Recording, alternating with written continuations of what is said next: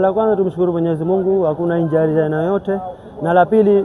tuwe hongera katika sisi ya Mlandege na wao Uhamiaji kwa kugawana pointi moja moja, kwa sababu mpira ni matokeo matatu: kufungwa, kushinda na kudraw. Na tunashukuru sana kwa sababu mpira umechezwa na watu wote wameona ni mpira tough, ni mpira hali ya juu. Ligi yetu ya Zanzibar inazidi kuwa kwa mpira kama hivi, na tunashukuru sana kwa wapenzi waliokuja hapa, na tumejitahidi pia timu yetu ya Mlandege kufanya tekniki hii ya kupata draw, kwa sababu Uhamiaji si watu wadogo, si watu rahisi, na katika mpira huu sasa hivi Uhamiaji wanacheza sana mpira na hata sisi tunacheza, lakini ni matokeo ya mpira kwa kutoka draw 1-2.